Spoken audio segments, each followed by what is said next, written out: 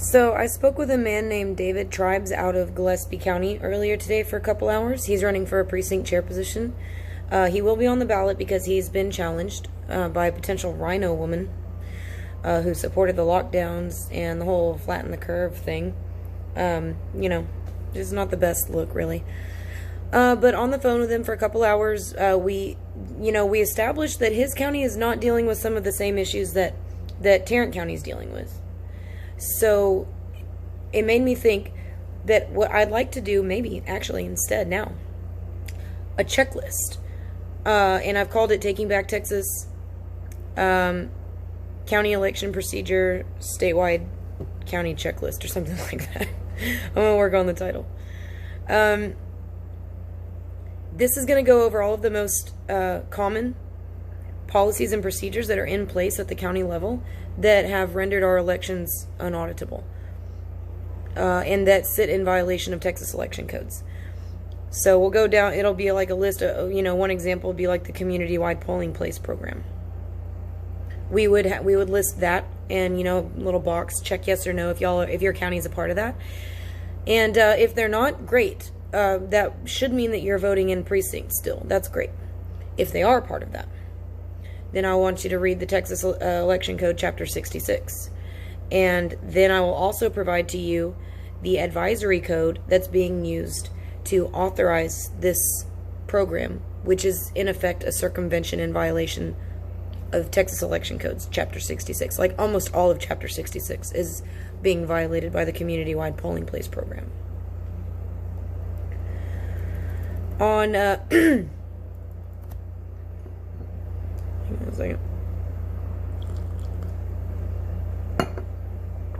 There's a column that I have over here to the right of the items that I'd be listing and asking for you to check off whether or not your county is a part of that. And over here on this other column, it starts at first, it's like 3 sections. The first one is the Texas Constitution, right? There's only one law of the land, and it's the Constitution, state and national. Then right under that is going to be this Texas statutes, which is where the election codes are found. And election codes are effectively law if they adhere to the Constitution's state and national. And the election codes are examples of legislation that's actually drafted, debated, and passed by our state legislature as constitutionally ordained by the National Constitution, Article 1, Section 4. The last item in this column off to the side is going to go over the advisory codes, which are the lowest level of legal guidance available to officials in Texas. These are opinions. They should be used just as exactly what they sound like, advisory codes. They should be used as advice to guide county officials on what to do when there's an issue with certain things, so you don't have to convene like a special session every time there's a paper jam with the election equipment, or so you don't have to convene a special session every time they realize that something is doesn't quite adhere to the Texas election code with these computerized voting systems. They should just be used as advice. They say, okay, I see that you have this issue with your computerized voting system. Here is the law, and here's what we recommend for you to follow so that you're still in compliance with Texas election code. That's what advisory codes should be used for.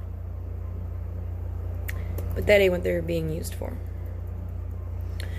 So we'll go over this, and it'll be free for download from takingbacktexas.org. We'll also have our PowerPoint available for free download as well. So now the PowerPoint's going to be like an election integrity poll watchers training course, and you can download it. You can teach anybody you want. You can teach as many people as you want. It's very self-explanatory. There's no opinion or speculation in it. It's just, this is what the law says. This is what's actually happening. It doesn't match. It doesn't match. It's like different, okay? It's just different. Like one's green, okay? One's black. Like the color black, not like the race. Probably could have picked a different color to use as an example. Green and black. See, I'm wearing green and black. That's where my mind is just... Okay. Moving on. Thank you to David Tribes for talking to me for a couple hours earlier and helping me work this out, giving me the idea that this is something that I think that we should do. This will help figure out how many counties are affected by these unlawful programs.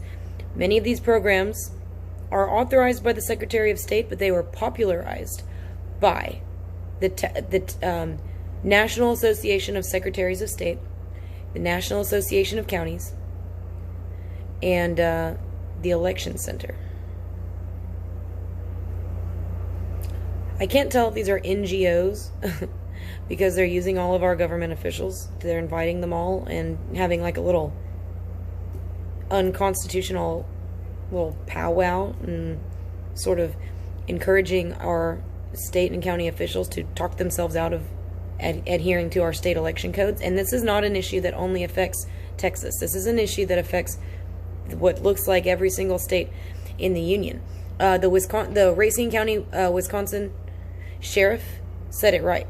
He's where I got that term, suspect legal opinions. When he said that, I was like, that's it. That's what they're doing. So they're taking action against them, and we need to take action against them. The Secretary of State does not have the authority to violate Texas election codes. He does not have the authority to circumvent any law. You know, I've said this before. If Keith Ingram and Hyder Garcia and our local DA and our local county judge, even if they all combined powers like a big Power Rangers Mechatron, they still wouldn't have the authority to violate state election codes. It just doesn't work that way. I don't know if a Mechatron is a real thing, but whatever. I don't watch anime. So these are the issues that we're facing, and I think that, and I wanted to make it for beginners because this stuff can get a little bit overwhelming. I was overwhelmed when I first got trained, and I was trained. I was not born, reciting the Texas election codes.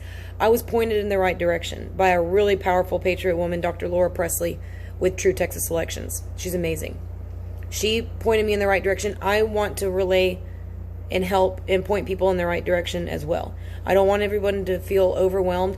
I'm 1 year into this. It's been 5 election cycles now. It is a year to the day since I was denied the right to cast my ballot.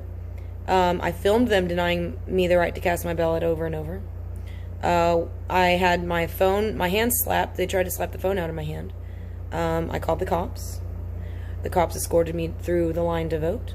The cops were ready to press charges against my Tarrant County election judges. I declined. Maybe like an idiot, but I declined because I wasn't actually hurt, and I just wanted to cast my ballot and go. And it's 1 year to the day since Hyder called me himself on my phone and simultaneously told me he would look into the issue, and also that he could charge me with a Class B misdemeanor for filming in the polling location. So, happy 1 year anniversary, Hyder, to us. So, download this. Hang on. Got a drink to us. Download this from Taking Back Texas. I'm going to blast it out in an email, and you can go to the website too. Fill it out. Take it to your executive committee. Take it to all of your grassroots organizations. And take your fucking county back.